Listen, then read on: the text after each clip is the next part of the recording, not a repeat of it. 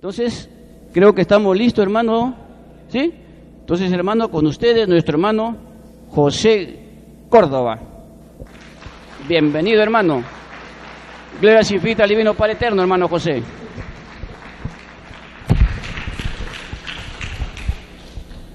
Muy bien, hermanas, hermanos. Gloria al Divino Creador. ¿Se ve bien la pantalla? ¿Sí? A ver, un momentito, por favor. Parece que sí, ¿no? Ya. Bien, hermanos, brevemente, como bien lo decía nuestro hermano Orlando, que también se ha vuelto un entendido en las materias del Divino Evangelio, de la ley de Dios, y nos da unos alcances bastante interesantes. En este año 2017 precisamente se conmemora, se recuerda los 100 años, ¿no?, de la aparición a los pastorcitos de Fátima. Fátima era un lugar, o es un lugar, que queda en, a ver, ¿quién sabe dónde queda Fátima? En Chorrillos, dice, Parque Fátima. No, ahí está la radio, hermano, Radio Bienestar. Este lugar de Fátima queda en Portugal, ¿no? ¿Sí o no? Ya. ¿Me escuchan bien, no, hermano? Pues yo acá casi no me escucho. No hay retorno. A ver, hermano, por favor. Entonces, en el mes de mayo es el primer encuentro, ¿no?, con estos pastorcitos. ¿Quién sabe el nombre de los pastorcitos? A ver. Lucía, ¿quién más? Francisco y Jacinta, ¿no? Muy bien. Han leído su libro, ¿eh? Eso está bien. Entonces, Lucía, Francisco y Jacinta, ¿no? Ya. La pregunta que tal vez convoca a muchos es: ¿cómo es que al cabo de 100 años no conocemos el tercer mensaje, ¿no? Porque si bien es cierto, el año 2000 el Papa Juan Pablo II dice, bueno, parece que es hora de revelar el tercer mensaje, ¿no? Entonces convocó a una especie de reunión, se dice, ahí en el Vaticano, ¿no? Y algunos no estaban de acuerdo, ¿no? O sea, algunos cardenales, algunos sacerdotes vaticanos no estaban de acuerdo. Decía, pero Santo Padre, esto va a provocar un pequeño cisma, ¿no? O sea, la gente no está preparada, ¿no? Ustedes saben que eso lo vienen diciendo desde que aparecieron en este mundo, ¿no? O sea, ellos nomás son los preparados y los demás no. Pero ahí viene la pregunta, ¿no? ¿Cómo entonces es que se supo el primer mensaje y el segundo mensaje, ¿no? Y si ustedes han visto el primer mensaje y el segundo mensaje, no son mensajes precisamente conciliadores, ¿no?, pacíficos, son mensajes bastante fuertes, que muchos, ahora vamos a revisar, lo adjudicaron, ¿no?, lo asociaron a dos grandes eventos muy violentos de la historia reciente en el siglo pasado, ¿no? El siglo pasado es de 1901 hasta el año 2000, ¿no? Ahora estamos en el siglo XXI, del 2001 hacia adelante, ¿no?, por si acaso. Entonces hay muchas preguntas que quizás nunca se contesten, pero vale la pena hacerlas, ¿no? La pregunta más importante será: ¿por qué se tomaron tanto tiempo en darnos a conocer este mensaje, este último mensaje de Fátima? Yo no digo, hermanos, la Virgen de Fátima, porque es, digamos, una alegoría, ¿no? También lo decía nuestro hermano Orlando, ¿no? La Virgen de Guadalupe, la Virgen de Fátima, la Virgen de tal o cual lugar, y en sí no es más ni menos que la Divina Madre Solar Omega, que nosotros conocemos en la Divina Revelación, ¿verdad? Según el lugar donde aparezca el ser humano le va denominando, pero como sucede con el nombre del Divino Creador, él dice, pues, ¿no?, muchos nombres tengo y soy solo un Dios nomás, ¿no? De ahí viene el nombre Jehová, ¿no?, el primero en toda eternidad, o la condensación del término soy el que soy, ¿no? Soy el que soy, ¿no? Se les puede llamar de muchas maneras, pero sigue siendo un mismo Dios nomás. Ustedes han leído, a ver, una breve encuesta, ¿cuántos han leído siquiera el primero o el segundo mensaje de Fátima? ¿Lo han leído alguna vez? ¿Lo han visto? Alguien, a ver, levante la mano. 1, 2, 3, 4. Arriba están almorzando, no molestar, dice. No ha sido muy fácil, pero ahora que tenemos de repente internet, que tenemos medios de comunicación, los dos primeros mensajes son ya bastante conocidos y son casi aceptados, ¿no? No hay mucha duda, porque se dieron a conocer relativamente en un periodo corto, ¿no? Miren, de 1917 a 1941, ¿no? Periodo relativamente corto, 34 años. ¿Cuántos acá tienen 34 años? A ver, levanten la mano. Nadie, ¿no? Todos tenemos el doble de 34 años, creo, ¿no? Pero miren, 34 años, parece poco, pero no lo es. ¿Por qué tanto tiempo, no? En manifestar un mensaje. Si es un mensaje para la humanidad, no es un mensaje solo para unas cuantas personas. ¿Por qué ese secreto, no? Porque también algunos dicen el mensaje de Fátima, el misterio de Fátima, el secreto de Fátima, y ustedes saben lo que dice la Divina Revelación sobre el secreto, ¿no? ¿Saben o no? ¿Sí? ¿Qué dice sobre el secreto? A ver, ¿quién me evoca un poco? ¿Nada? El secreto es parte del ocultismo, ¿no? ¿Está bien o no? Sí. Bueno, vamos a revisar entonces todo eso, hermanos, en esta pequeña charla del día de hoy. Hemos utilizado un término promedio, ¿ya? Ni profecía, ni mensaje, ni secreto.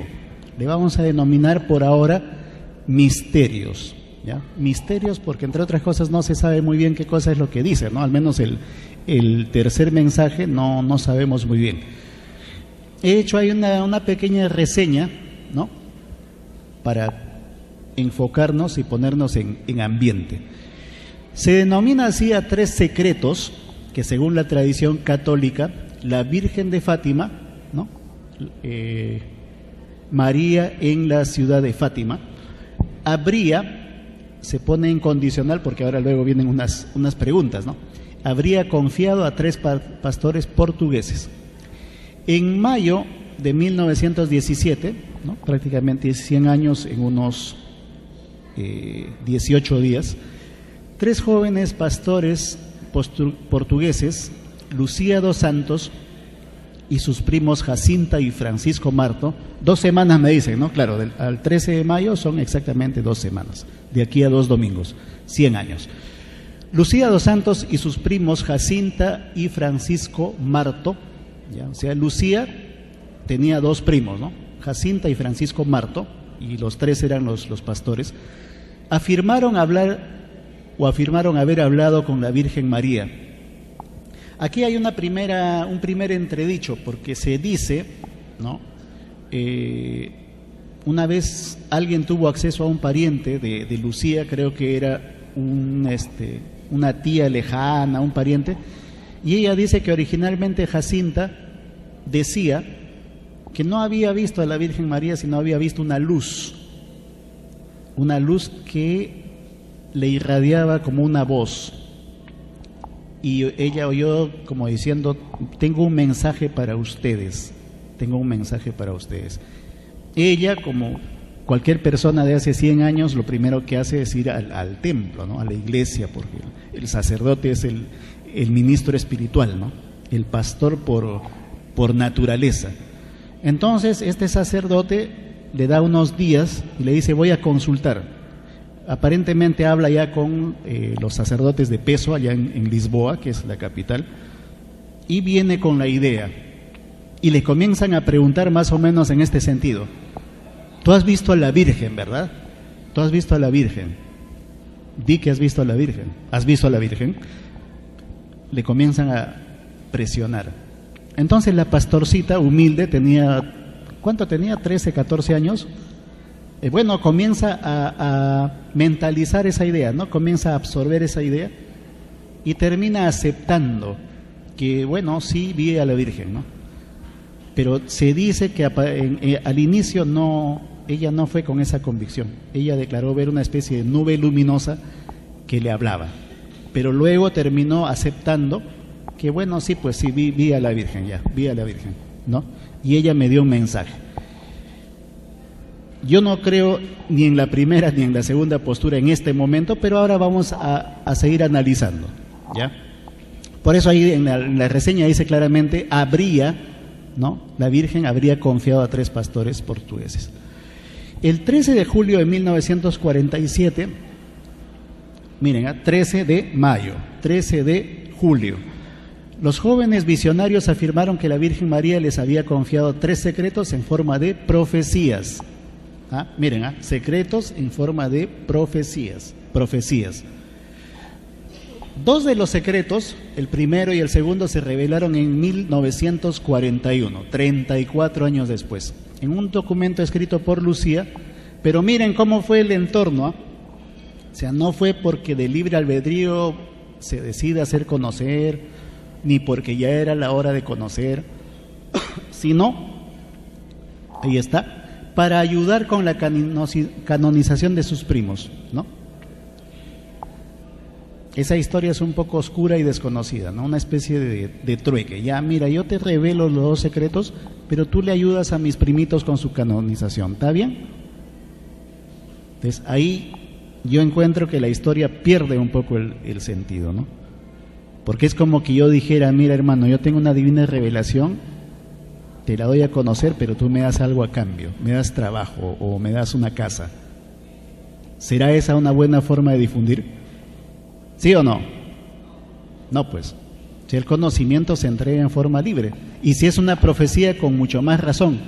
Pero acá dice claramente que 2, o sea, el primer y segundo mensaje o misterio, se dan a conocer en 1941 en un documento escrito por Lucía para ayudar con la canonización de sus primos, mientras el tercero debía quedarse en secreto. ¿Será que Lucía se estaba guardando el tercer secreto para ella? ¿Intentaba canonizarse ella también? Y entre comillas negociar con el tercer secreto, así como ya lo estaba haciendo con los otros 2. Ahí pierde un poco de sentido la historia. Esto es un hecho histórico, esto no es mi suposición. La historia está diciendo esto. 2 de los documentos se dan a conocer para, ¿no?, como una forma de interactuar para que se canonice Jacinta y Francisco, ¿no? Pero el tercero se lo guarda, dice un poquito más adelante, ¿ya? Vamos a guardar esto, ¿ya? Aunque el obispo de Leiria, que es una zona en Portugal, le ordenó a Lucía que lo pusiera en escrito para presentarlo al Papa, ¿no? Entonces ahí también se nota la puja, ¿no? Lo guardo, no lo guardo, no, ¿sabes qué? Escríbelo, ¿ya? Escríbelo, y esto se lo vamos a conocer al Papa. Aparentemente hasta ahí, hasta el año 40, 41, el Papa no sabía mucho de la historia, ¿no? Lucía escoge la fecha de 1960, ¿no? Lucía dice, ya, está bien, 19 años más, del 41 hasta el 60. El 60 lo vamos a revelar, ¿ya? ¿Está bien? Listo. Ella dijo pensar que para entonces el mensaje sería más claramente entendido. Miren, habían dado 2 mensajes bastante fuertes, ¿no? Bastante, digamos, desoladores, si quiere usted el término. Pero el tercer mensaje íbamos a tomar un poco más de tiempo porque la gente aún no estaba preparada. Y se esperaba que en el año 60 la gente ya esté preparada. Entonces yo les pregunto, hermanos, ¿ustedes piensan que este mensaje, el tercero, era en realidad un mensaje fuerte? ¿O era un mensaje así simplón? ¿Qué opinan? Un mensaje fuerte, ¿no? Porque miren, del año 17 al año 41 dice no, mejor al año 60 porque esperamos que en el año 60 la gente llegue a entender esto, ¿no? Entonces aparentemente era un mensaje, como dicen algunos, apocalíptico, ¿no? Fuerte, desolador, inquietante, ¿no? Bueno, entonces se ponen de acuerdo y dice, bueno, el año 60 lo revelamos entonces, ya está. Pero sin embargo el texto del tercer secreto fue revelado por el Papa Juan Pablo II el 26 de junio del año 2000. Miren, año 17, año 41, año 60, año 2000. Prácticamente 83 años después, ¿no? Y miren lo que ellos revelan como mensaje, ¿eh? Y eso es lo que nos hace pensar, ¿será eso que revelaron verdaderamente el tercer mensaje o no? Vamos a leer una síntesis que es prácticamente la totalidad del primer misterio o mensaje. Miren, para esto la gente sí estaba lista a entender, lo dieron a conocer sin mucho problema, solo 34 años después, porque la gente esto sí lo podía entender. Nuestra Señora nos mostró un gran mar de fuego que parecía estar debajo de la tierra. Hundidos en este fuego estaban los demonios y almas, como si fuesen brasas transparentes y negras o bronceadas, con forma humana que flotaban en el incendio, llevadas por las almas que de ellas mismas salían, juntamente con nubes de humo, cayendo para todos los lados, semejantes al caer de las chispas en los grandes incendios, sin peso ni equilibrio, entre gritos y gemidos de dolor y desesperación que horrorizaba y hacía temblar de pavor. Los demonios se distinguían por sus formas horribles y asquerosas de animales espantosos y desconocidos, pero transparentes y negros.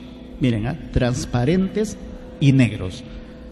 Esta visión duró solo un momento, y gracias a nuestra buena Madre del Cielo, que antes, en la primera aparición, porque antes del primer misterio hubo una primera aparición, nos había prevenido con la promesa de llevarnos para el cielo.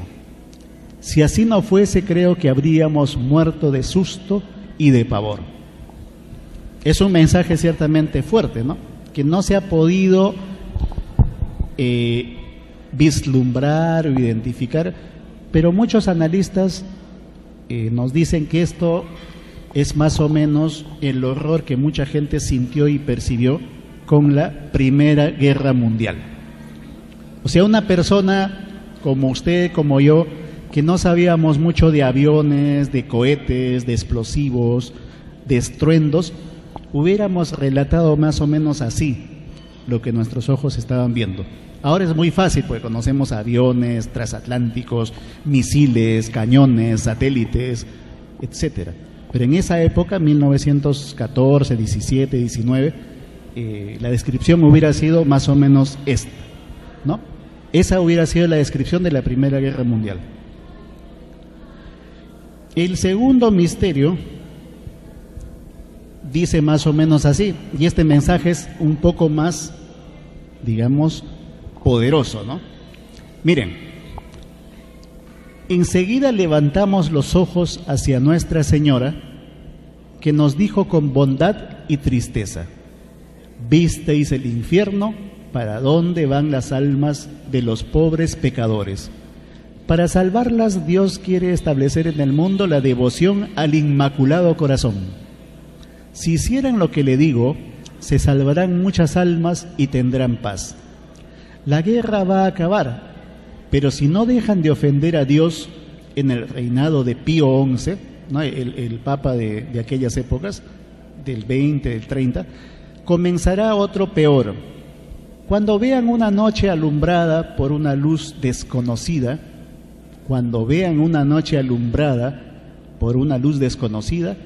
sepan que es la gran señal que les da Dios de que Él va a castigar al mundo por sus crímenes, por medio de la guerra, el hambre, las persecuciones a la Iglesia y al Santo Padre, ¿no? La pregunta se cae sola, ¿no? ¿Ustedes creen que Dios en su mensaje estaría abogando a favor del Santo Padre y la Iglesia Católica? ¿Sí o no? ¿Sí o no, hermanos? ¿Se los leo de nuevo? Presten atención, por favor, hermanos. Escucho ahí un murmullo y yo deseo que esto quede claro. Miren, este es el segundo mensaje. El primero se dice que fue relativo a la Primera Guerra Mundial. Hagamos de cuenta que fue así. Entonces, este segundo misterio dice: enseguida levantamos los ojos hacia Nuestra Señora, que nos dijo con bondad y tristeza. Visteis el infierno, o sea, el primer mensaje, lo que dice, ¿para dónde van las almas de los pobres pecadores? Para salvarlas, Dios quiere establecer en el mundo la devoción al Inmaculado Corazón, ¿no? ¿En qué parte del Evangelio estará el Inmaculado Corazón? ¿Alguien sabe? ¿O no hay? Si hicieran lo que digo, ¿no? Si hicieran lo que digo, se salvarán muchas almas y tendrán paz.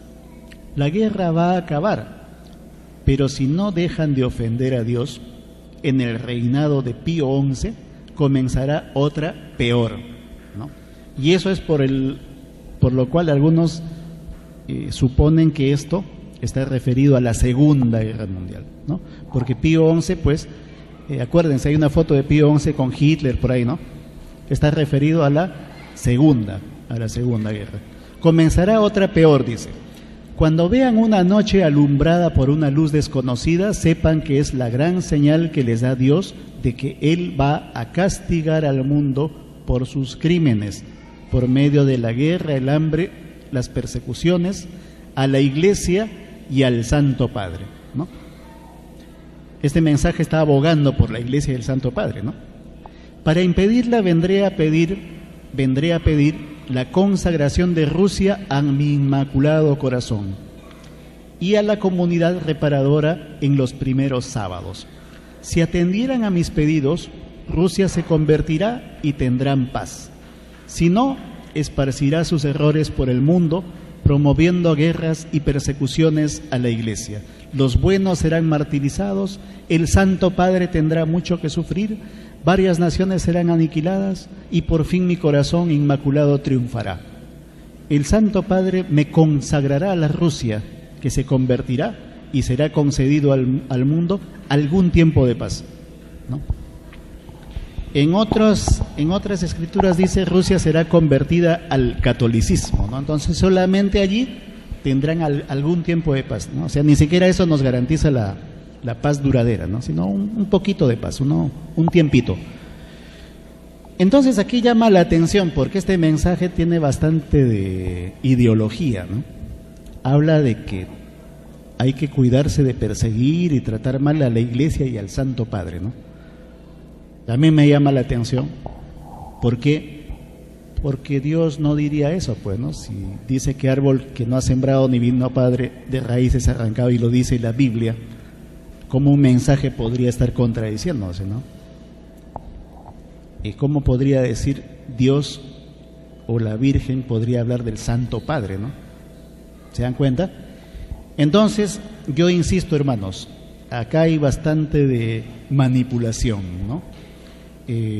Lucía, como sus otros primos, eran analfabetos, pero a este tiempo ya sabían escribir, al año 40 más o menos ya sabían escribir, y tan sabían escribir que Lucía negocia, ¿no? Entrega 2 mensajes para que canonicen a sus primos, pero se guarda uno. Algunos estudiosos dicen, ¿no será que solamente fue un mensaje, ¿no? El que nosotros conocemos por tercero, y los otros 2 de repente fueron un poco inducidos a Lucía, así como le indujeron a terminar aceptando que lo que fue no fue una luz sino a la Virgen, ¿no? Es una historia que me gustaría que quede claro, pero hay un poco de ruido acá, hermanos. Se quedó bien claro que no debería haber ruidos, y la verdad es que ojalá esté quedando claro, porque es un tema bastante interesante. Bien, ahora vamos a abocarnos al tercer misterio, que es prácticamente lo que mucha gente ha visto por tanto y tanto tiempo, ¿no? ¿Cuál será? ¿Cómo será? ¿Habrá habido? ¿No habrá habido? ¿Qué dirá? ¿Y qué significará? Debido a la larga demora para revelar el tercer misterio, existen numerosas y variadas hipótesis que han circulado en la Iglesia y fuera de ella. Algunas proclaman que habla de guerra nuclear, la deposición de un papa, ¿no? Alguien cuando escucha la deposición del papa entiende mal, ¿no? Pero la deposición del papa es que el papa sea removido, depuesto, una especie de golpe de estado en el Vaticano, ¿no? No significa otra cosa más que eso. El asesinato de un papa o del reemplazo de un legítimo papa por un impostor, ¿no? y algunos evocan automáticamente lo que pasó entre Ratzinger y Bergoglio, ¿no? En la cual, según algunos, estamos viviendo bajo el mandato de dos papas, ¿no? Uno al que no se le aceptó la renuncia, el Papa emérito, y el otro que está vigente en ejercicio, ¿no? Dos papas. Finalmente, durante una visita a Portugal para la beatificación de Francisco y Jacinta, Lucía por ese entonces todavía estaba viva, el Papa Juan Pablo II anunció por medio de su secretario de Estado, Angelo Sodano, que había decidido hacer público el texto del tercer misterio, ¿no? Por fin, 87 años después, bueno, soltemos el tercer misterio. Unos pocos meses más tarde, el texto fue dado a conocer por la Santa Sede, junto con una discusión del significado del texto. O sea, los otros mensajes los liberan, lo dan a conocer 34 años después. Este mensaje lo liberan 83 años después, pero con un análisis, ¿no? O sea, como decir, mira, hijito, esto que estás leyendo acá se entiende así, ¿ya? No lo interpretes tú, yo te lo interpreto, ¿no? Qué raro, ¿no? No dice, qué extraño. Y aquí está, ¿no? Ese es el texto del tercer mensaje según la Iglesia Católica. Escribo en acto de obediencia a ti, mi Dios, que me mandas por medio de su excelencia reverendísima, el señor obispo de Leiria, y de vuestra y mi santísima madre. Después de las dos partes que ya expuse, ¿no? Lo que hemos leído, primer y segundo mensaje, vimos al lado izquierdo de Nuestra Señora, un poco más alto, un ángel con una espada de fuego en la mano izquierda. Espada de fuego en la mano izquierda. Al centellear despedía llamas que parecían iban a incendiar al mundo, pero se apagaban con el contacto del brillo que de la mano derecha expedía Nuestra Señora a su encuentro. El ángel, apuntando con la mano derecha hacia la tierra con voz fuerte, decía: penitencia, penitencia, penitencia. Y vimos en una luz inmensa, que es Dios, algo semejante a cómo se ven las personas en un espejo, cuando delante pasó un obispo vestido de blanco. Tuvimos el presentimiento que era el Santo Padre. Vimos varios otros obispos, sacerdotes, religiosos y religiosas subir una escabrosa montaña encima de la cual estaba una gran cruz de tronco tosco, como si fuera de alcornoque. O sea, es una madera mal hecha, ¿no? Muy tosca, como corteza. El Santo Padre, antes de llegar allí, atravesó una gran ciudad media en ruinas y medio trémulo, con andar vacilante, apesadumbrado de dolor y de pena. Iba orando por las almas de los cadáveres que encontraba por el camino. Llegando a la cima del monte, postrado de rodillas a los pies de la cruz, fue muerto por un grupo de soldados que le disparaban varios tiros y flechas, y asimismo fueron muriendo unos tras otros los obispos, los sacerdotes, religiosos, religiosas y varias personas seglares, o sea, de jerarquía, ¿no? Caballeros y señoras de varias clases y posiciones. Bajo los dos brazos de la cruz estaban dos ángeles, cada uno con una jarra de cristal en las manos, recogiendo en ellos la sangre de los mártires y con ellos irrigando a las almas que se aproximaban a Dios. Esa puede ser una representación de un baño de sangre, ¿no? Si yo unto con sangre a todas las personas que se aproximan a Dios, se podría entender también así. Bueno, las explicaciones que han ido dando diversos sacerdotes con el tiempo sobre este mensaje, ¿no? Que podría parecer más dramático que el primero y el segundo, pero ellos le dan una explicación. En el año 84, Joseph Ratzinger, el actual Papa emérito, ¿no? El Papa a la sombra, Benedicto XVI, dijo que el tercer misterio pertenecía a los peligros que amenazan la fe y a la vida del cristiano y por lo tanto del mundo. Eso es xenofobia, ¿no? Porque si él dice cristianos y por tanto del mundo, está obviando las demás religiones, las demás creencias, no. O sea, cristiano igual mundo, lo demás, ¿qué será pues? No es parte del mundo. ¿Se dan cuenta? Entonces, la importancia de los novizimi. ¿Alguien sabe acá qué es un novizimi? El novizimi es la escritura que tienden a hacer los sacerdotes, las encíclicas, y en general la teología, ¿no? Entonces, Ratzinger dice que es muy importante la teología, ¿no? Pero yo les preguntaría, hermanos, ¿qué es lo más importante? ¿El Sagrado Evangelio o la teología? ¿Y ustedes ven ahí que Ratzinger menciona algo del Evangelio? ¿Sí o no, hermanos? ¿No?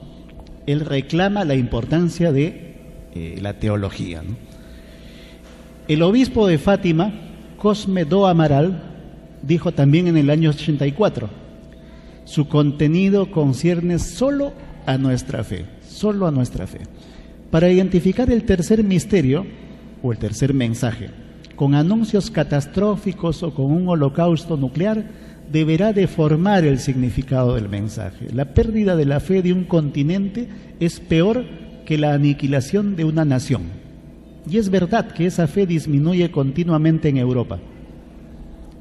La Iglesia Católica perdió millones de adeptos en Europa entre los años 80 y 90, ¿no? Con la caída del muro de Berlín, el cambio de postura de la Unión Soviética, millones de católicos se cambiaron a otras confesiones, y a partir del año 90-92 en toda Latinoamérica sucede lo mismo, ¿no? En países como Brasil, Perú, Venezuela, México, también hay una corriente de cambio de millones de personas, ¿cierto?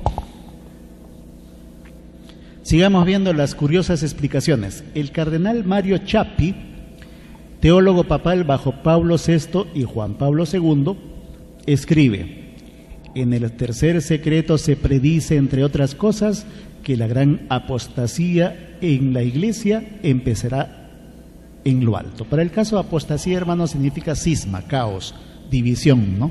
Fractura. Entonces Chappi dice que la gran apostasía empezará en lo alto.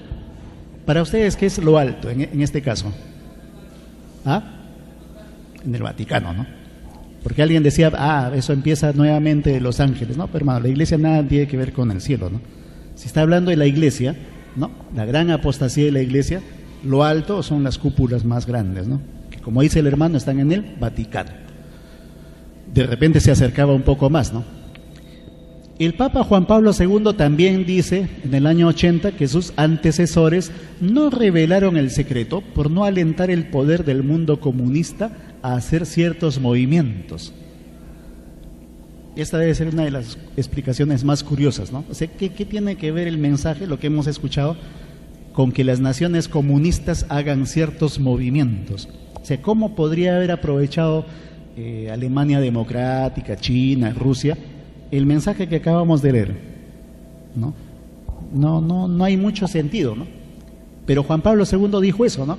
No se reveló el secreto antes por no alentar el poder del mundo comunista a hacer ciertos movimientos. Criticó a las personas que desearon conocer el misterio solo por curiosidad y sensacionalismo.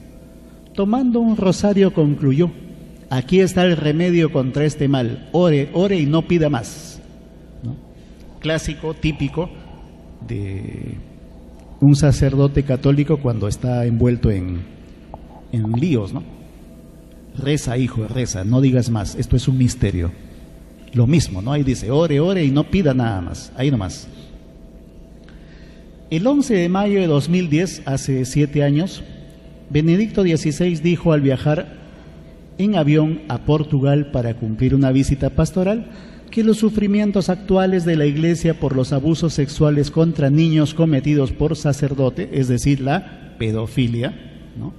Para decirlo claro, forman parte de los anuncios del tercer secreto de Fátima. Entonces, si la pedofilia está anunciada en el tercer secreto de Fátima, ¿yo por qué no lo veo acá? ¿Ustedes han visto algo acá que diga los sacerdotes abusarán de niños y niñas y serán condenados? ¿Han visto o no? ¿No? Solamente habla la cruz, el ángel con la espada, y la oración por las almas de los cadáveres, ¿cierto? Si gustan, revísenlo. ¿Ven la palabra pedofilia? ¿Ven sacerdotes abusando de niños? Llamas que parecían que iban a incendiar al mundo. Yo lo he revisado, hermanos, y no hay nada parecido a lo que dice acá Benedicto XVI, ¿no? Los sufrimientos actuales de la Iglesia por los abusos sexuales contra niños cometidos por sacerdotes forman parte de los anuncios del tercer secreto de Fátima. Claro. Si yo soy malicioso como mi hermano, entonces digo, parece que ellos tienen otro mensaje, ¿no? O eso que leen ellos no lo estoy leyendo yo, ¿no? ¿No? Así es. Entonces aquí viene nuevamente la pregunta, pues no, ante tantas curiosas explicaciones, ¿no? El otro papa que dice que no se dio a conocer antes para que el comunismo no se aproveche, ¿no? Benedicto dice que no, la pedofilia forma parte de los anuncios, ¿no? Pero yo no veo en ese mensaje que ellos mismos han dado a conocer, no veo dónde dice la pedofilia, ¿no? ¿Se dan cuenta? Ahora dice los sufrimientos de la Iglesia, o sea, los sacerdotes, los pedófilos dañan familias, frustran futuros, pero él habla del sufrimiento de la Iglesia, ¿no? O sea, ellos sufren por eso. Y los niños y sus familias, ellos no sufren, ¿no? ¿Se dan cuenta? ¿Se dan cuenta, hermanos? Entonces, ¿qué dice la Divina Revelación en torno a esto, ¿no? Vamos a revisar un poco primero el tema del secreto, ¿no? O sea, ¿por qué la Iglesia tiende a llamarle secreto, misterio a todo este tipo de cosas, ¿no? ¿Ustedes saben por qué, hermanos? Si han leído la Divina Ciencia, ¿saben por qué?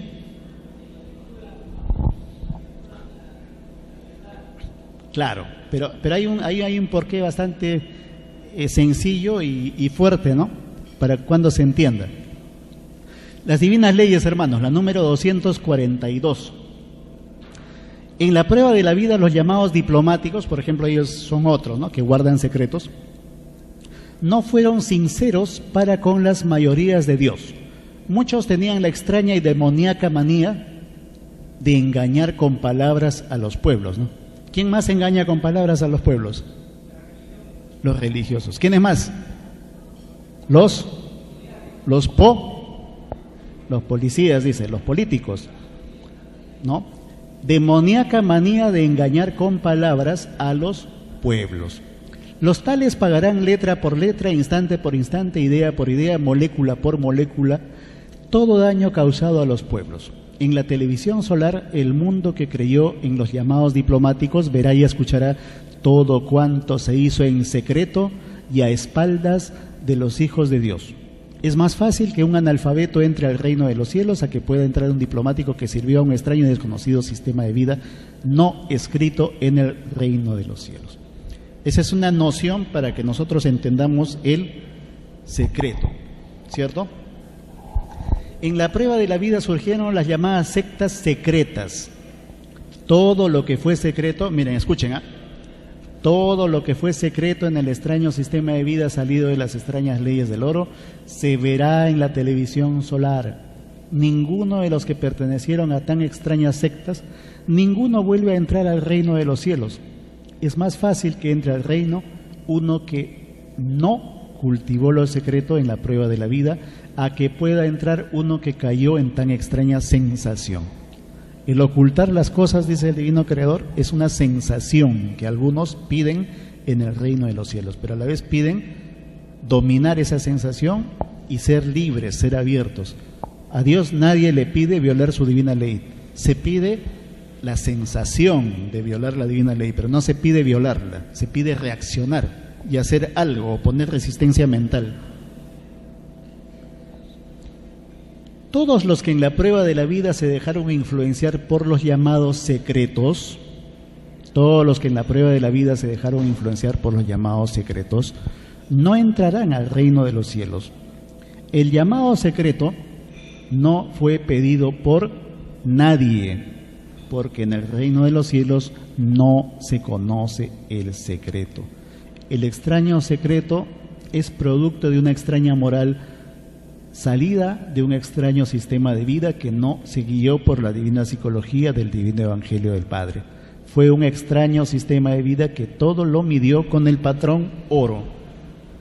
El secreto está vinculado con la ambición, ¿no? Quiero tener más, ya, ¿cómo hago? Voy y le engaño a este tipo. Mira, le digo que su producto vale menos, lo compro y acá lo supervalúo, ¿no? Y le gano. Pero que no se entere, ¿eh? Que no se entere. Secreto.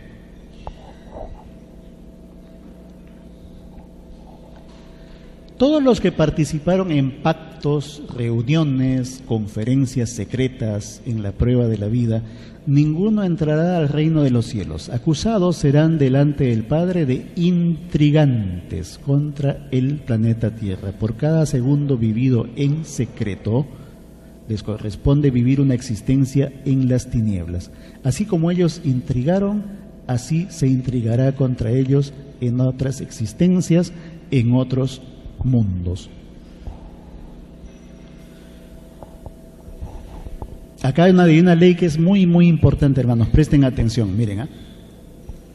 Como nadie pidió el ocultamiento a Dios, eso debe quedar claro, ¿eh? O sea, nadie pide ocultar, algunos piden tener la sensación, ¿no? Quiero sentir, Divino Padre, cómo es tener la sensación de violar tu divina ley. Pero yo te prometo que voy a dominarlo, voy a vencer. No lo voy a hacer, no voy a caer en esa prueba.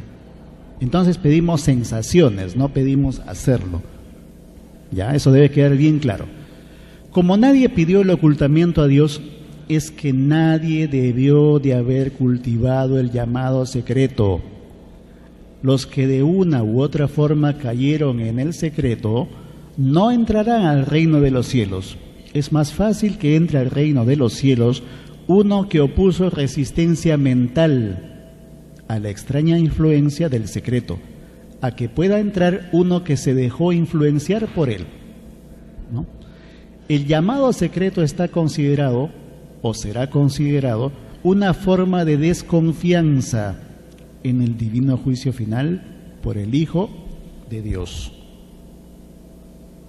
¿Usted cree, hermano, que Dios desconfía de sus criaturas? ¿Sí o no?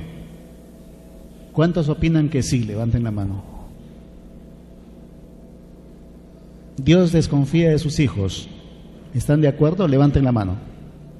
Dios no desconfía de sus hijos. Los que estén de acuerdo, levanten la mano. Uno. ¿Y los demás? ¿Están concentrados? Dios no desconfía de sus criaturas. ¿Están de acuerdo? 2, 3. Vamos a tener que comprar un nuevo equipo de sonido porque no se está entendiendo. ¿Dios desconfía o no desconfía de sus criaturas? ¿Sí o no? No. Ya. Entonces, ¿por qué nosotros incurrimos en secretos? A ver, ¿quién me contesta? Somos imperfectos. ¿Ya? ¿Qué más? ¿Por qué? El sistema nos cambió de mentalidad, claro. Pero nosotros pedimos hacer secreto en la vida. ¿Qué pedimos? Claro, pero si usted cae en secretos, ¿qué le habrá pedido al Divino Creador? Claro, pero aparte de el tema del secreto, usted pide la sensación. Usted pide la sensación, esa cosquillita que le lleva a ser indiferente, a caer en secreto, a hacer las cosas mal, pero a la vez pide tener fuerza de voluntad para no caer. Y a eso se le llama resistencia mental. Eso también se pide, ¿no? Entonces yo quiero que eso quede claro, hermanos, porque si no empezamos a justificarnos. No, pero yo tuve el deseo, ¿no? Quise hacerlo, pero ante todo está la ley de Dios. Todo lo que hacemos debería ser sopesado según la ley de Dios. ¿Estará bien lo que hago? ¿Será correcto? ¿Lo habré pedido? ¿No? Eso, hermanos, es lo que quiero que quede claro. En un divino plano sobre el origen de las cosas, dice el divino creador, también estoy en las mentes de los que son negados. ¿No se os enseñó que el que tiene boca que hable, el que tenga oídos que oiga? Esto significa que todas las divinas nuevas deben darse a conocer al mundo. Nada debió hacerse en secreto en este mundo. ¿Quién lo hizo? Contra el Divino Padre lo hizo. Pues también estoy en las mentes de todo engañado. ¿Y quién fue indiferente con mis divinos mensajeros? Conmigo fue. ¿No? Está claro, ¿no? Quien fue indiferente con mis divinos mensajeros, conmigo fue.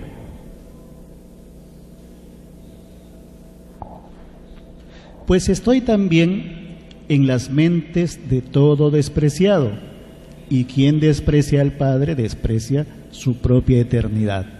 Las naves plateadas ya fueron dadas a conocer al mundo en mi divino libre albedrío, pues mi divina voluntad la escribí en mis sagradas escrituras. Ellas se enseñaron como divinas bolas de fuego. Fueron las mismas que destruyeron Sodoma y Gomorra, las malditas del maldito escándalo y corrupción en sus costumbres. Lo mismo está ocurriendo en la actual generación. La de ahora tendrá divino juicio final, tendrá llorar y crujir de dientes.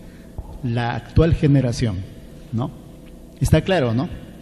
Para quienes preguntan, ¿cuándo va a ser esto, no? ¿Qué dice ahí? ¿Actual? ¿Actual qué? Actual generación. Hay un divino plano sobre los 7 sellos, ¿no? Miren, y esto es un ejemplo que yo siempre les pongo, ¿no? Para ver cómo lo de arriba es igual a lo de abajo.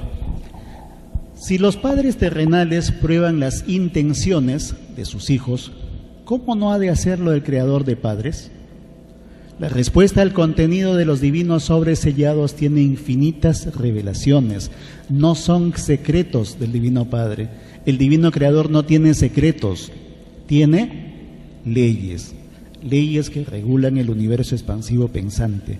La filosofía del secreto no es árbol plantado por el Divino Padre, y de raíz será arrancado. Todo secreto se vuelve nada ante el Divino Padre. ¿No estoy acaso en todas partes? ¿No estoy acaso en la mente del que crea el secreto? Todo secreto es pariente de otro árbol que no plantó el Divino Padre Jehová. Me refiero, hijito, a las malditas ciencias ocultas, que es la soberbia hecha ciencia. Miren, ciencias ocultas. Cuando ustedes le preguntan qué cosa es para Alfa y Omega una ciencia oculta, es la soberbia hecha ciencia. Por deducción lógica, ocultar tiene mucho que ver con con la soberbia. Ocultar tiene que ver con la soberbia. Ciencia oculta, igual soberbia hecha ciencia. La ciencia no es mala, lo que es malo es la soberbia, como yo interpreto y presiento o presumo creer todo. Eso es lo malo. En la prueba de la vida, en la televisión solar, el mundo los verá en sus reuniones ocultas, ¿no? Yo quisiera ver, por ejemplo, en la televisión solar un día aquella reunión del Concilio de Nicea, ¿no? ¿Ustedes saben lo que es el Concilio de Nicea? A ver, levanten la mano, ¿quién oyó alguna vez el término Nicea? Donde todos decían Nicea sapo, ¿no? O sea, venga, escucha y váyase, Nicea. Esa fue una reunión, hermanos, que fue hace muchos siglos, en los 1300, ¿no? Más o menos, 1200, ¿no? En un lugar en Francia, ¿no? Nicea, en la cual un grupo de sacerdotes, ¿no? Ocultistas ellos, ¿no? Pensaron ser pues el tamiz, el cernidor del mundo, reunieron todos los libros que conocían de la antigua Biblia, no se conocía todavía como Biblia, y dijeron, a ver muchachos, ¿cuáles libros van? Ya, el Génesis, bueno, dale, pues, Levítico, Salmos, quítale un poco de Salmos, hay muchos, déjalo en 150, y así. Se dice que quedaron por lo menos 13 libros afuera, porque no eran objetivos, ¿no? Para ellos decían qué iba y qué no iba. El Apocalipsis lo dejaron, pues dijeron, bueno, que sea el libro diferente, ¿no? Como trae mucho drama, mucho dolor, casi no lo van a leer. Ponlo al último. Pero de todas maneras sirve porque si se nos portan mal, entonces nos vamos al Apocalipsis y ahí los ponemos en onda, ¿no? Van a obedecer. Por eso va el Apocalipsis, y por eso el Apocalipsis es el único libro diferente, ¿no? El libro que da miedo, ¿no? El libro que perturba, ¿no? Los demás no, son historias, relatos, cánticos, alabanzas, oraciones, ¿no? Pero el Apocalipsis es diferente. Y por el Concilio de Nicea tenemos nosotros las Biblias que tenemos ahora, pero ahora, por ejemplo, se sabe que cada apóstol habría escrito un libro, hasta Judas, imagínense. ¿Cómo habrá sido leer el libro de Judas, ¿no? ¿Qué habrá dicho? ¿No?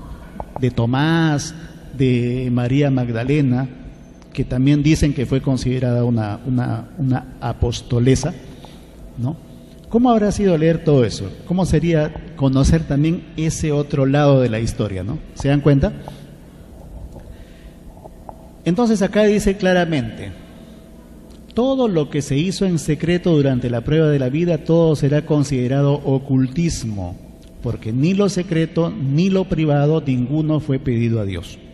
Es más fácil que entren al reino de los cielos los que nada tuvieron que ver con lo oculto ni con lo privado, a que puedan entrar los que conocieron y vivieron tan extraña y desconocida práctica. Esta es la otra versión, hermanos, del tercer secreto de Fátima. La vamos a mostrar hoy día en aras de la información. Este mensaje sí da un poco más de temor, y esto ha sido difundido básicamente en Europa y por dos conocidos nuestros también, ¿no? Eugenio Siragusa y Giorgio Bongiovanni. Ellos son de los convencidos de que esto, si no es el mensaje, al menos está más cercano a lo que debió ser el mensaje. Esto sí debe tener una explicación. Por un mensaje así, sí, yo debí haberlo ocultado tanto tiempo porque da miedo, va en contra mía, ¿no? Yo en el pensamiento del Papa haría eso, ¿no?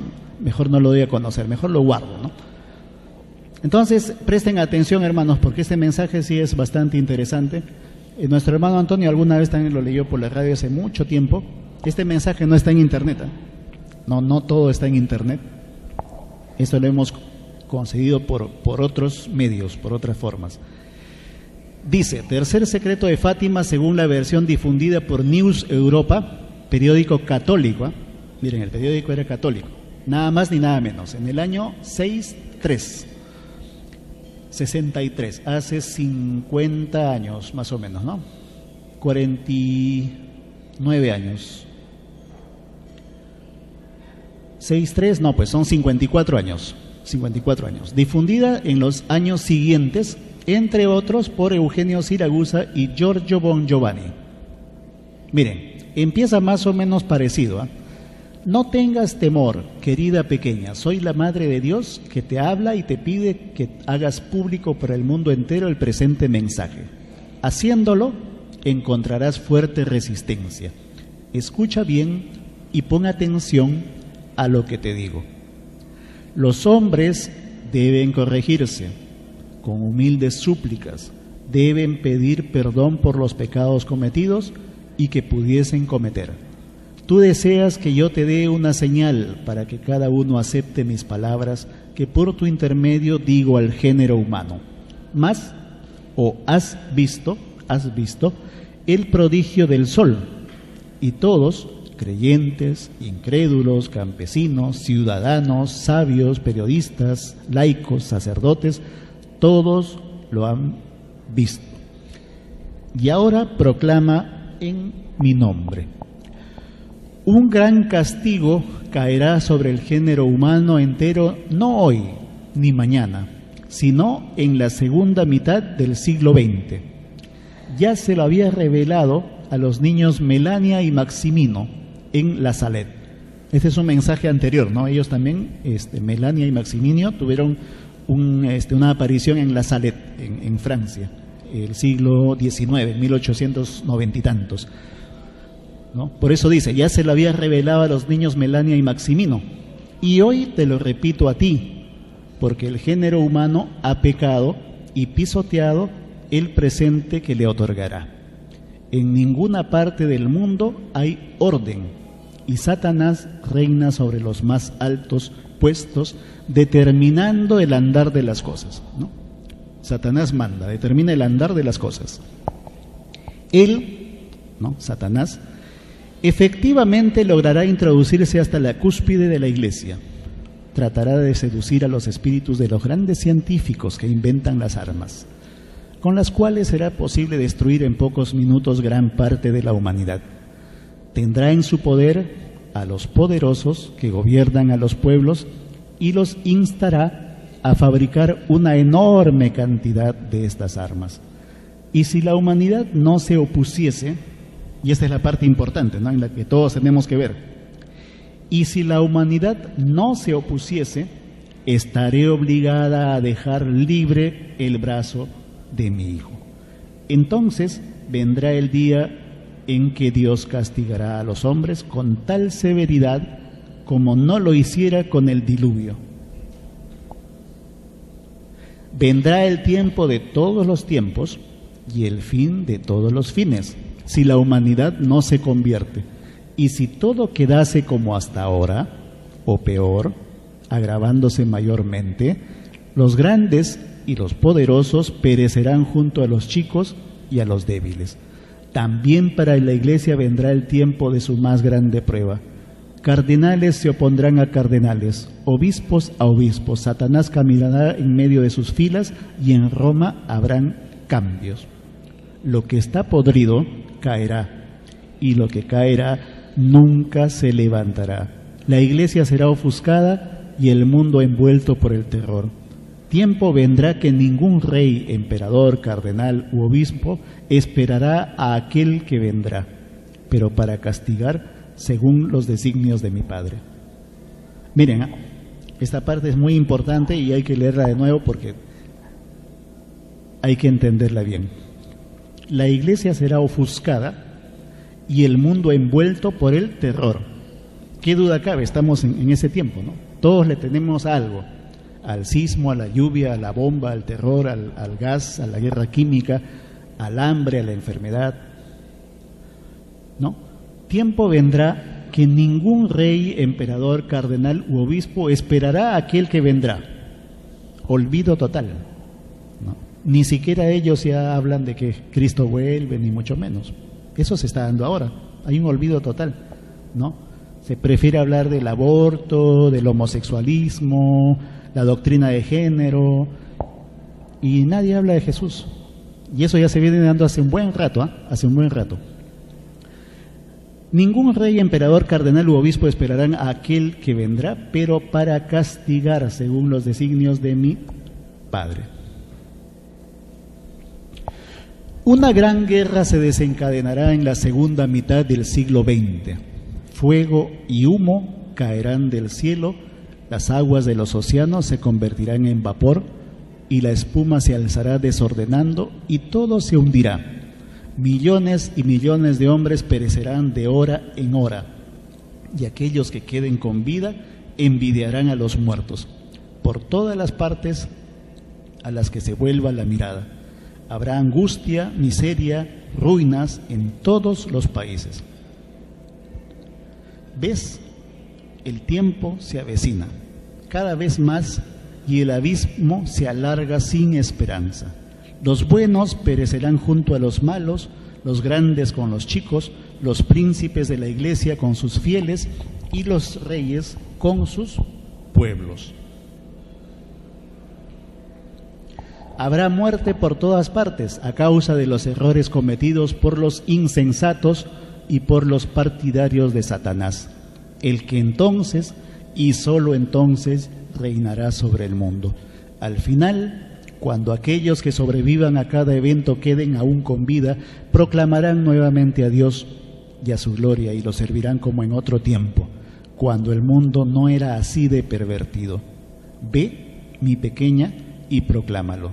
Yo, a tal fin, estaré siempre a tu lado para ayudarte. Este mensaje da más temor, ¿no? Si fuera el real, sí yo lo hubiera escondido por 50, 60 años, porque sacude un poco más, ¿no? Remece un poco más. ¿Sí o no, hermanos? ¿Ustedes qué creen? ¿Hubieran escondido ustedes este mensaje? Pónganse en el lugar de Lucía. ¿Qué hubieran hecho al recibir esto? ¿Lo hubieran escondido? ¿Qué hubieran hecho?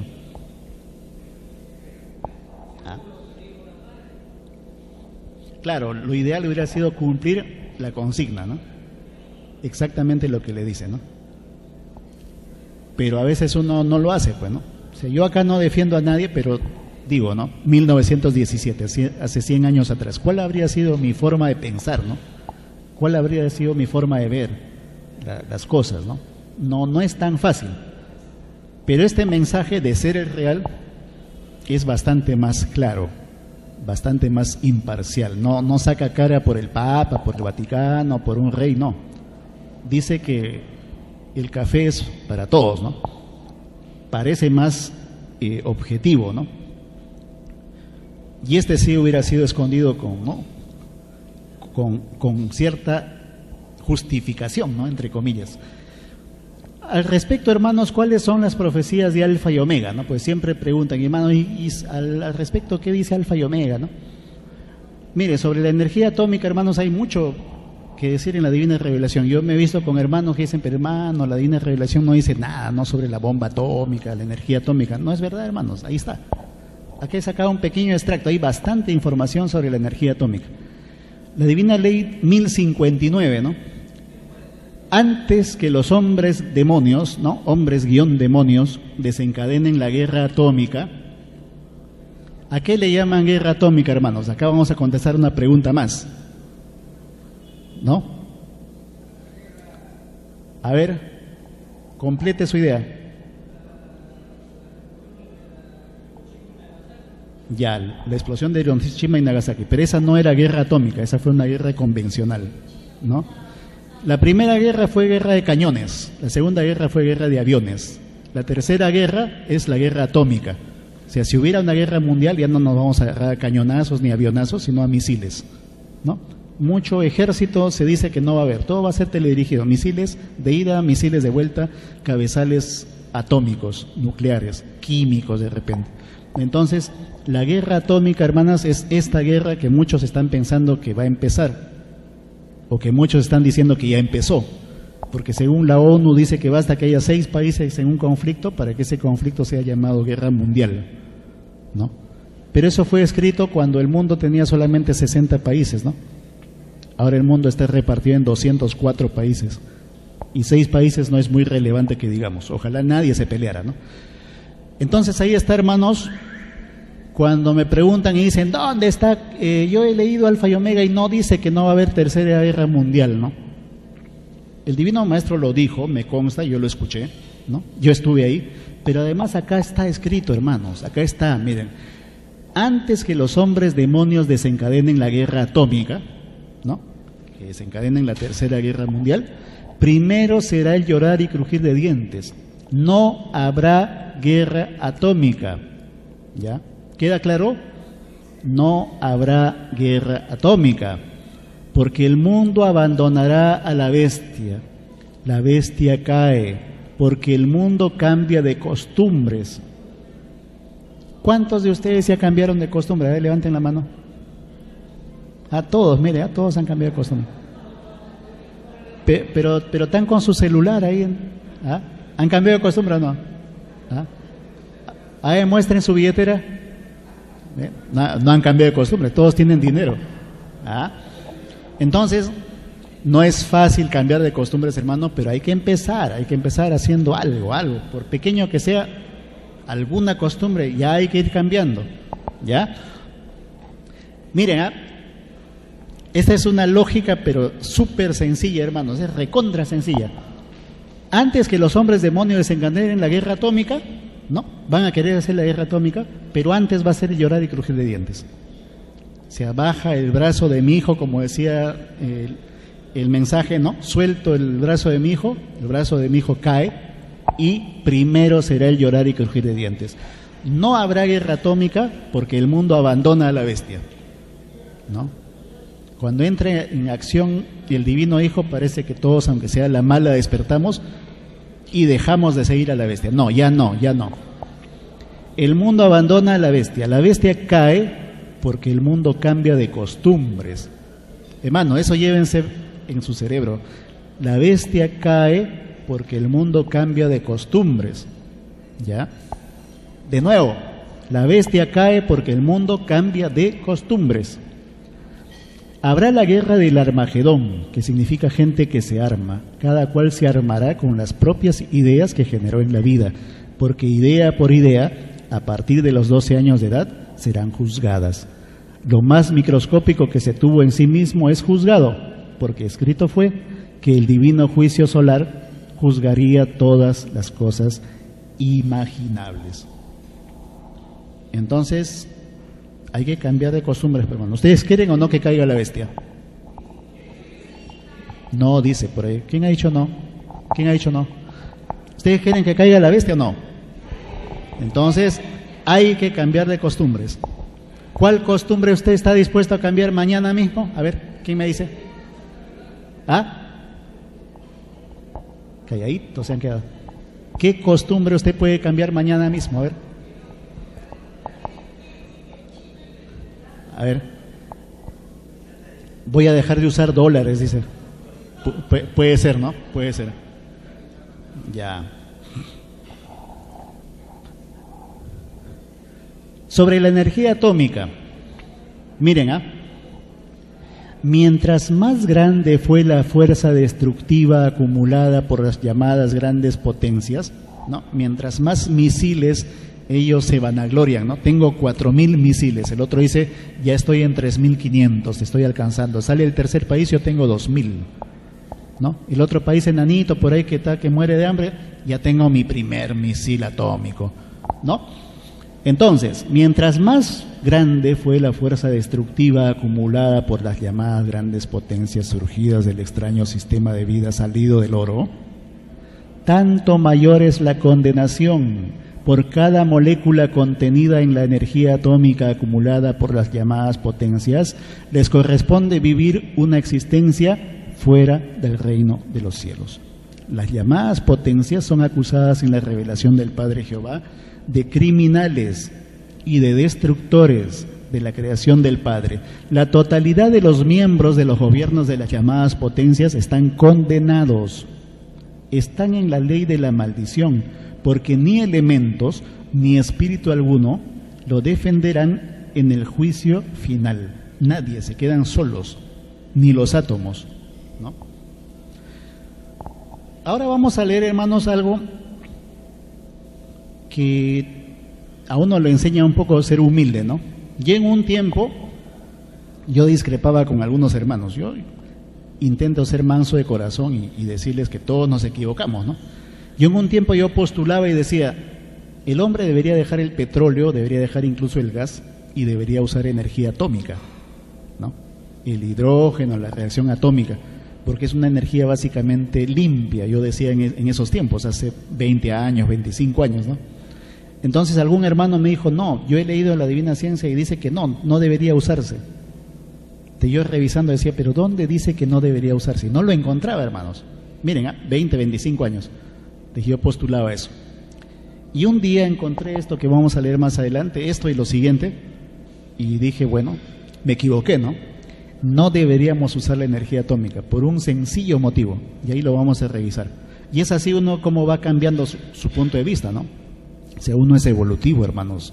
Por eso yo les digo, ¿quién mejor para cuestionar nuestras ideas que nosotros mismos?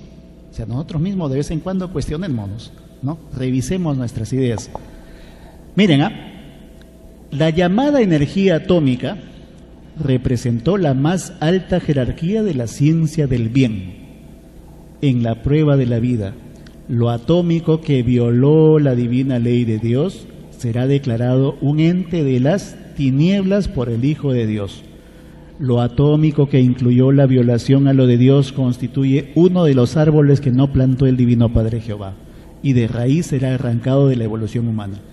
Es más fácil que queden en la tierra energías o ciencias que no violaron la ley de Dios, a que puedan quedar las que se tomaron el extraño libertinaje de violarla.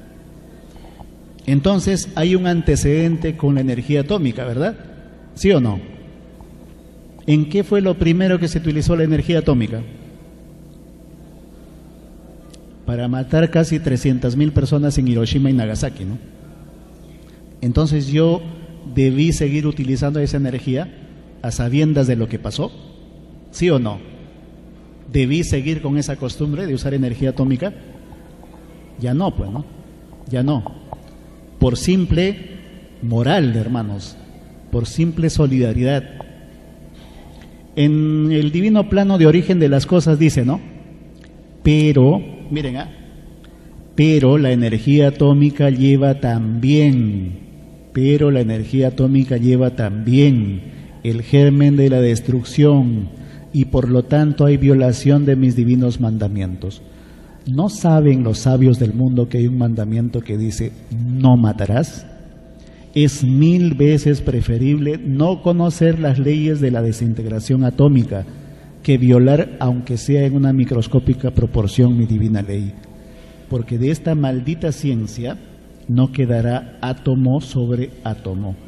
No quedará rastro alguno en este planeta de laboratorio o fábrica alguna, pues todo árbol que no plantó el Divino Padre Jehová, de raíz será arrancado. Toda ciencia que no tomó en cuenta el libre albedrío del Creador pasará al polvo del olvido. Cuando leí eso, hermanos, me demoré 5 milisegundos, dije no, Divino Creador, me arrepiento, te pido perdón, estaba opinando mal, ¿no? Y a partir de ahí me volví un defensor de otras fuentes de energía, ya no de la atómica, ¿no? Y comencé a hacer mis programas diciendo que todos los países que tenían centrales atómicas deberían cambiar, porque hay un antecedente, dice, ¿no? La energía atómica lleva también el germen de la destrucción y por lo tanto debió dejarse de utilizar, por ese simple y sencillo antecedente, hermanos. La bestia provocó la desviación del eje polar de la Tierra. Provocó una desviación ¿de cuánto? De 42 grados. Muy bien. Porque la bestia descubrió y experimentó con la extraña fuerza atómica. Y aquí viene una pregunta bien bonita, ¿no? Yo sé que uno de ustedes dicen, ¿pero qué? ¿Por lo que pasó en Hiroshima la Tierra se inclinó 42 grados? Mentira, ¿no? Si la Tierra ya estaba inclinada, ¿no?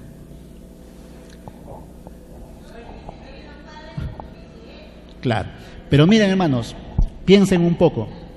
Ustedes creen que la bestia es Estados Unidos, ¿no? ¿Sí o no? ¿Quién dice que no? Levanten la mano los que creen que la bestia ahorita está representada por Estados Unidos. Ahora 3, 4 y hay varios que no levantan su mano, pero para nada.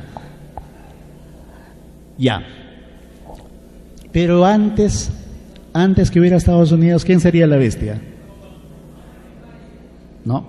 Inglaterra, Roma, más atrás Grecia, más atrás los faraones y así. Entonces esto me lleva a pensar lo siguiente. Claro.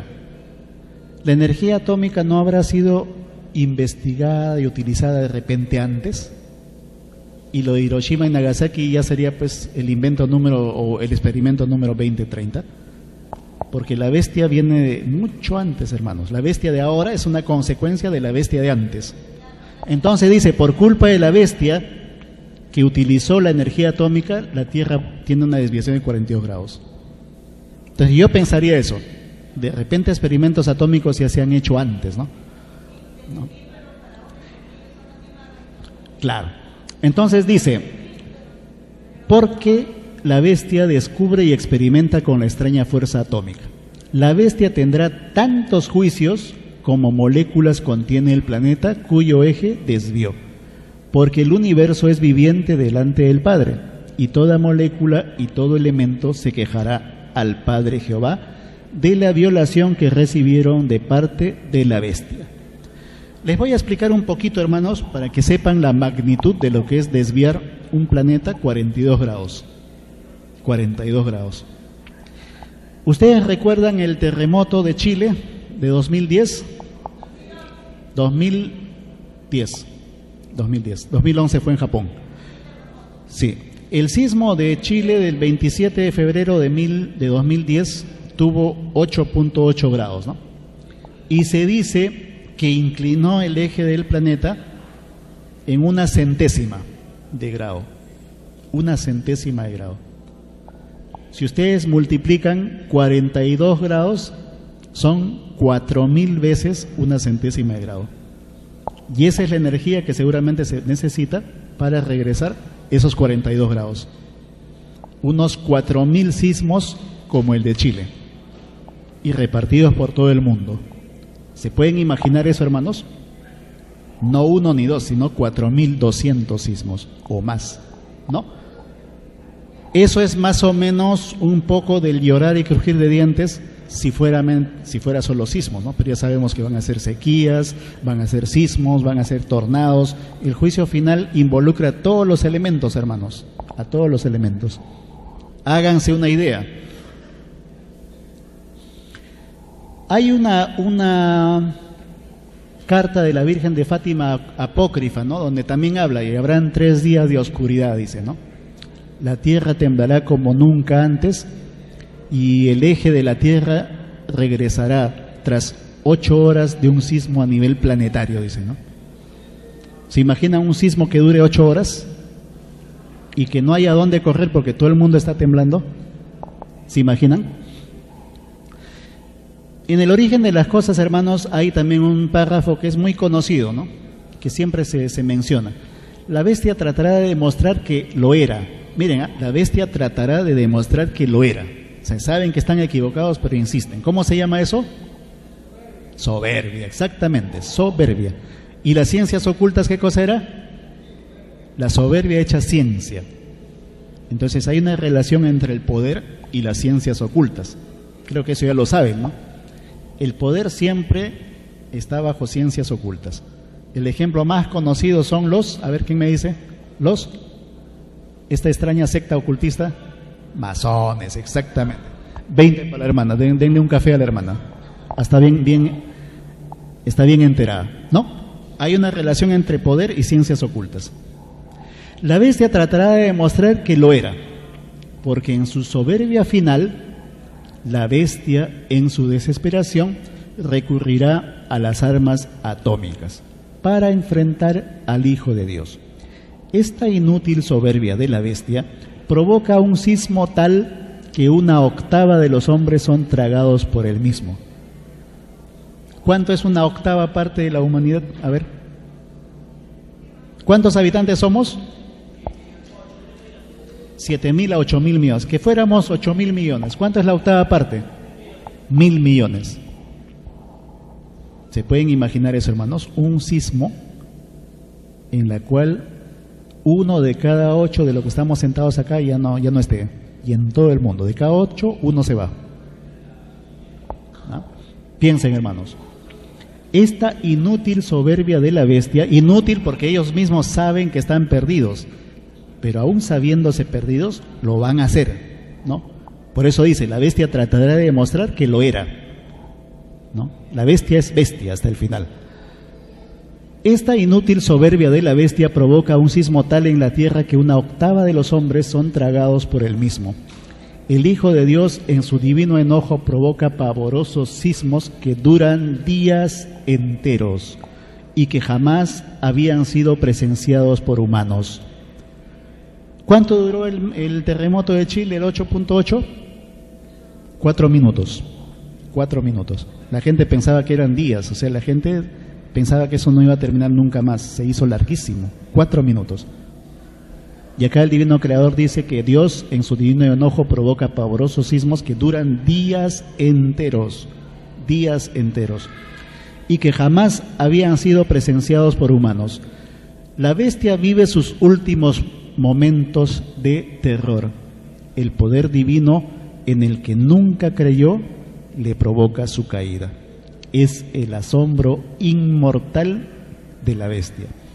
El asombro inmortal podríamos relacionarlo con una especie de trauma, ¿no? Si la bestia como tal se lleva ese trauma a otras vidas. Ellos recuerdan que siempre terminan mal, pero es tal la soberbia que insisten de mundo en mundo. Ya cambiarán. Sobre el capitalismo, hermanos, las profecías no son mucho mejores, ¿no? En la prueba de la vida había que cultivar solo costumbres agradables a Dios. Toda costumbre que no es del divino agrado del Padre no quedará en la tierra. Todo lo extraño a la divina moral pedida a Dios es arrancada de raíz de la evolución humana. La caída del extraño y desconocido capitalismo marca el principio de una elevadísima moral en la tierra.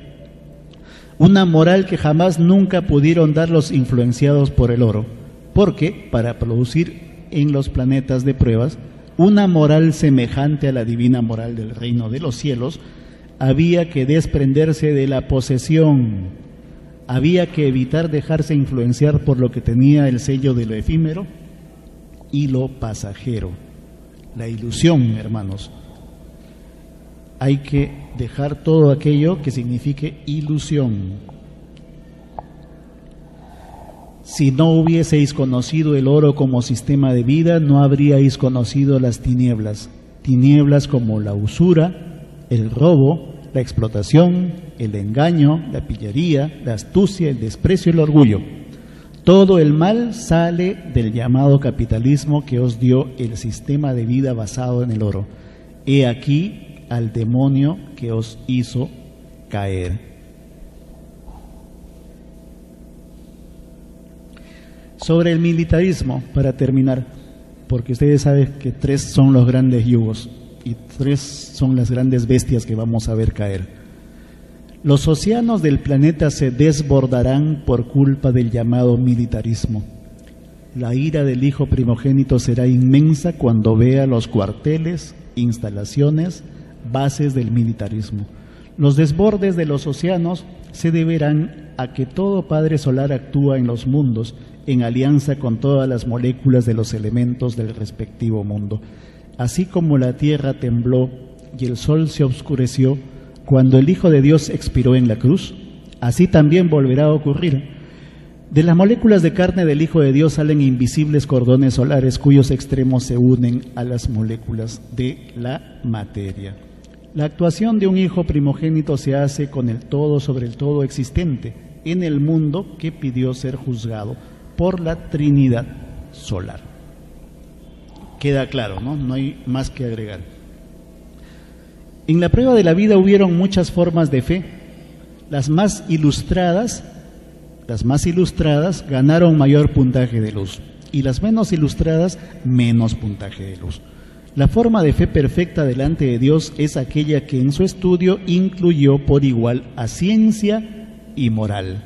Miren, la forma de fe perfecta delante de Dios es aquella que en su estudio incluyó por igual a ciencia y moral. Las llamadas religiones de la prueba de la vida fueron exclusivamente moralistas y de una extraña moral que en sus leyes incluía la división, ¿no? ¿Cómo podía haberme reclamado moralista y luego estar dividiendo, ¿no?, a los propios seguidores, ¿no? Pura moral entre comillas y nada de ciencia. Esa es la caída de las religiones. En la prueba de la vida había que darse cuenta quiénes cumplían con el divino evangelio y quiénes no cumplían. Las llamadas religiones no cumplieron porque dividieron al mundo de la prueba en muchas creencias. La prueba de la vida consistía en unificarse, a pesar de tener cada uno diferente manera de pensar. Si fue enseñado que todo sale de sí mismo, la unificación del planeta también está incluida. Es más fácil que entren al reino de los cielos los que durante la prueba de la vida pensaron en unificación, a que puedan entrar los que no lo pensaron. Entre las llamadas religiones y el divino evangelio del Padre Jehová existe un abismo de diferencia. El divino evangelio del Padre salió de su divino libre albedrío. Las religiones fueron creadas por el libre albedrío humano.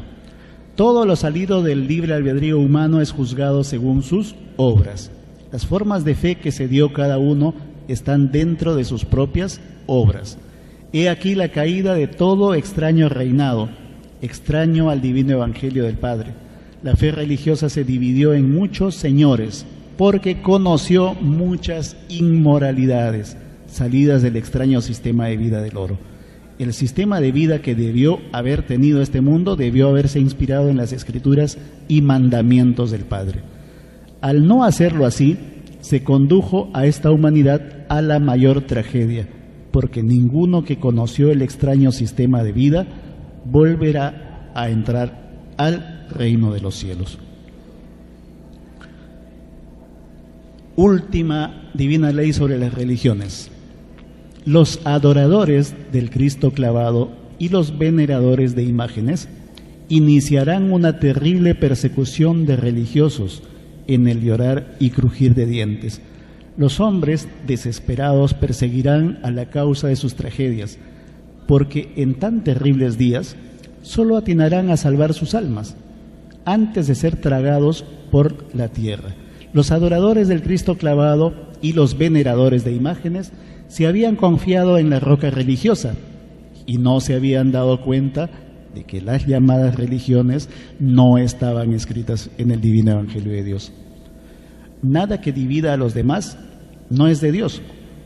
Y la divina advertencia estaba en la divina parábola que dice: solo Satanás divide y se divide a sí mismo.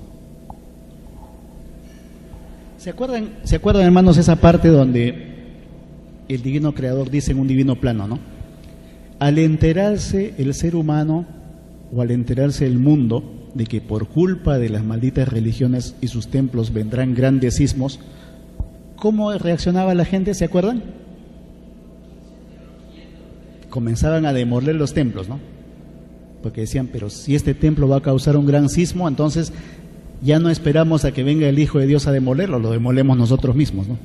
Entonces se van a ver grandes cuadrillas de hermanas y hermanos, ¿no?, demoliendo el templo, demoliendo los cuarteles, porque gracias a los cuarteles el divino creador dice que los océanos del mundo se saldrán, ¿no?, inundarán todo. Si la gente empieza a entender eso, automáticamente empiezan a demoler también los cuarteles, ¿no?, y todo aquello que en general sea pues división, odio, inarmonía, infelicidad para el mundo, el sistema, el militarismo, las religiones. Ahora yo les pregunto, ¿ustedes no creen que esto ya ha venido sucediendo? ¿No se acuerdan de la Virgen que estaba por Surco, Surquillo, acá al sur de Lima, que hasta en 3 veces ha sido destruida? La destruyeron, la volvieron a poner, la volvieron a destruir, la volvieron a poner. Ahora no sé en qué parte de la historia están, pero por lo menos 2 o 3 veces ha sucedido esto. En diversos países del mundo están atacando iglesias. ¿Ustedes creen que ha sucedido o piensan que no he dormido una semana y estoy alucinando? Claro, los evangélicos están yendo en contra de los católicos. En Europa están demoliendo una serie de iglesias cristianas bajo la premisa de que la gente no viene. Entonces hagamos de este templo mejor un snack, un Burger King, un estacionamiento, ¿no? Y así se está cumpliendo esto, aunque inicialmente, ¿no?, se están derribando templos. Como veo que no me creen, les voy a demostrar. En México, hermanos, una turba ataca un cuartel militar y termina incendiándolo. ¿Quieren ver?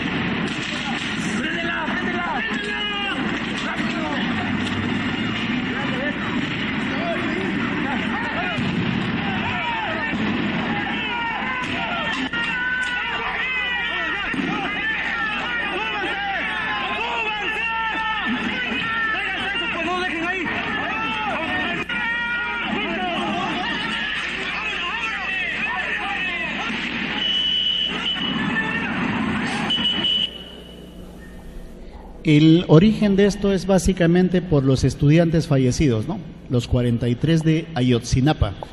Pero fíjense, hermanos, la reacción de la gente ya se va orientando a los que realmente causan la situación, ¿no? Ya no incendian buses o mercados, ¿no?, sino se van al origen del problema. Y esto se está dando en muchos casos. Como todavía no me creen, vamos a ver esta otra nota sobre la quema de una iglesia y el derribo de una cruz en Francia. Queman iglesias, profanan hostias consagradas y derriban una cruz en Francia. Lo hicieron a propósito, conocían su valor patrimonial y religioso. Desconocidos incendiaron la iglesia católica Saint-Louis, profanaron hostias consagradas y derribaron una emblemática cruz en la localidad Fontainebleau, al sur de París.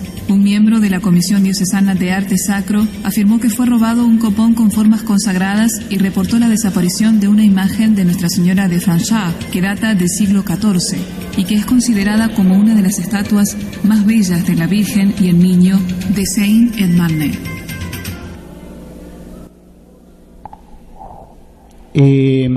Esto que pasó en Egipto, por ejemplo, hace 2 semanas, ¿no?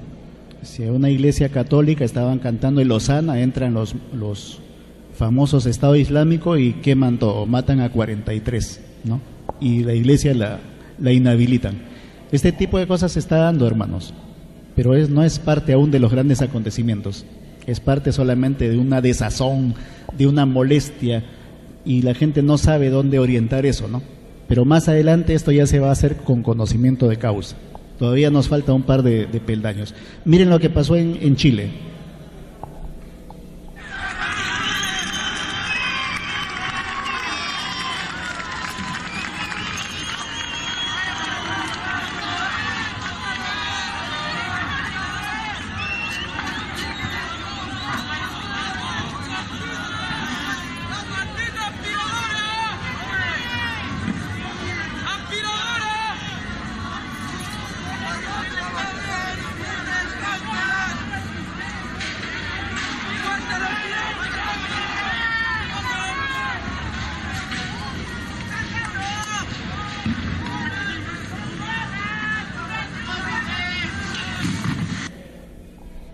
Todavía estamos en la parte en la que muchos vinculan a las religiones con Dios. Entonces se separan de las religiones y por tanto odian a Dios o rechazan a Dios, se vuelven ateos. Algún día, hermanos, estos hermanos de la prueba entenderán que las religiones eran una cosa, como lo dice la Divina Revelación, ¿no? Eran doctrinas salidas de mente humana, ¿no? Y Dios es el concepto universal. No eran para nada lo mismo, decía el Divino Maestro. Esto aún no lo entendemos, pero ya lo entenderemos. Al menos ya se están dando algunos pasos muy inciertos, muy imperfectos, pero en tal sentido, hermanos. Y esto, como dice ahí, se está cumpliendo. Lo que dice la Divina Revelación, hermanos, se cumple indefectiblemente. Vamos a hacer una pequeña pausa para que consuman sus alimentos, hermanos. Les rogamos pues consumir los alimentos, apoyarnos de ese modo, y luego vamos a ver un video con un análisis también que hacen unos documentalistas sobre el tercer mensaje de Fátima. Es un video muy interesante, hermanos, así que vayan de una vez y vuelvan rápido para ver la película. Gracias, hermanos. Gloria al Divino Creador.